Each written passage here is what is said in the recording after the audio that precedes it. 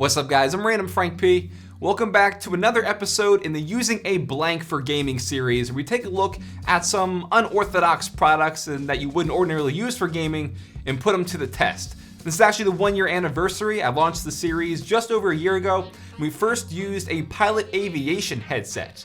This time we're going to be using some vintage Sony headphones here. These are the DRS7s. These are headphones from 1979, and at the time, these were regarded as some of the best out there. Taking a look around the headphones, they still definitely have that vintage look to them. Since they are so old, the ear pads here are pretty much pancakes from being pushed together for the last 30-something years. I didn't want to replace them though, because that would be taken away from that vintage authenticity, you know? The headband here is a very thin strip of like a leather material. Not really too sure if it's actual leather or not. Probably gonna have to say no. And it makes these very tactile clicks when you adjust the headband. But where it gets really interesting is on the side of the ear cups. You can actually change the tone and the volume for each individual driver. That's something we really don't see with your everyday headphones now. That's what kind of made me want to pick these up. It's just cool that you can even do that in the first place. And then as for comfort, you know, other than, like I said, the ear pads being completely worn out, they're actually pretty lightweight despite its pretty solid construction overall, so that's good. We have this coiled cable here, a 4th headphone jack input. So we're gonna put them to the test, play some modern games, and see how they sound for gaming. Alright, so starting off, we're gonna boot up some Battlefield 1. That's definitely gonna be a game that's gonna give us some good spatial awareness in terms of like the environment and stuff, just to see how the positional audio is for these. Usually I'm a scout, but I wanna get in the heat of the battle here to see how everything sounds. So right off the bat, I could tell these aren't even fully balanced yet. Let's see. What's up, dude? Shoot a bullet or something so I can hear. All right, yeah, okay. Let me adjust then the tone. See how that affects everything. Okay, so down definitely kind of lowers the mids. That's the best way I can describe it. It becomes very, very muddy. So I guess more so the treble then. All right, kind of have it balanced out. Let's run around. Ooh, okay. So I definitely heard that plane fly by. Oh, I'm getting shot at. I'm getting shot at. So yeah, in terms of positional audio, really not too bad. I heard the plane fly by. I could tell that it was behind me, coming toward me. Let's see what else. Uh-oh. Okay. That is not a person. All right. That grenade did nothing, really? There we go. All right, so I need to adjust the volume again because whenever I shoot, then it becomes very loud. And I want to turn the tone up a bit. Let's see. Always hard to see.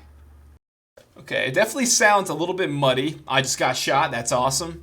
So I'm going to turn the tone to around 75% on the higher side. That sounds a little bit better. They do sound better than I anticipated, and I wish I had better ear pads because that definitely affects the way that the audio is being, delivered into your ears. But the positional audio isn't something like it would be with an open pair of headphones, obviously.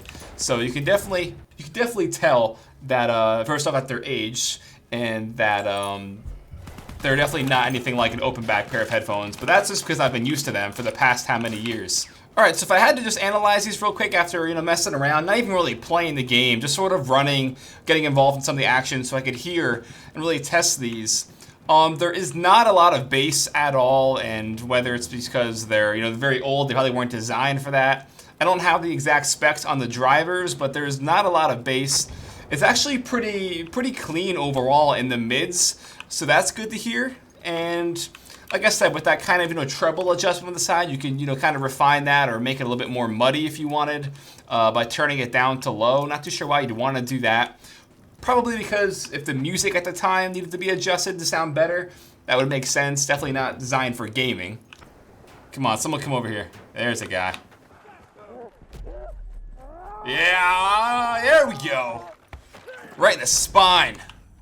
As we're booting up GTA 5 now, and another very just world immersive game where there's the whole natural environment, animals, pedestrians, gunshots, cars, tons of things to test with these. Again, just to see how these kind of handle it. Yeah. Look at this guy. Get out of here. Is this a Kardashian? Get out of here. One thing I did real quick just to adjust these was I made the volume around 90% and the tone at like 75% high, just to kind of make them both set. And that's where they kind of sound the best. Now these do have an impedance of, I believe it is 18 ohms. And one thing I noticed that is when the volume on both of the drivers were at 100% and then I started to turn it up on my PC, it definitely started to get distorted very easily at the highest volume, which wasn't really a good thing to hear, you know? Whoa, whoa, whoa, whoa. Ah, you can't. Oh, I died. Oh, I broke my spine on a lamppost. That's how you die. Hanging outside the club, you know, after a nice restaurant. Get that stupid hat off your head. Whoa.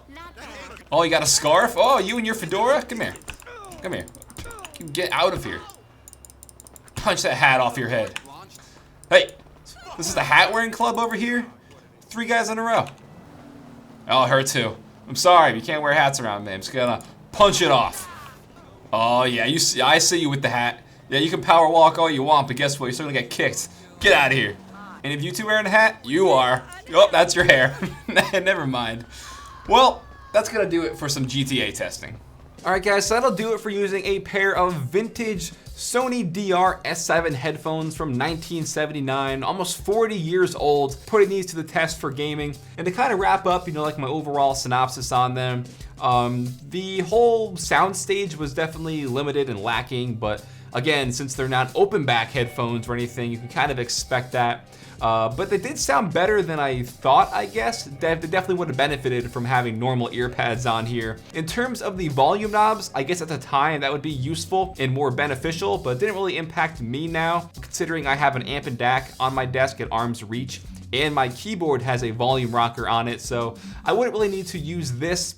And as far as the whole, you know, tonal adjustments, overall it did sort of very, very minor adjustments to the trebles. This would be, again, more helpful in listening to music.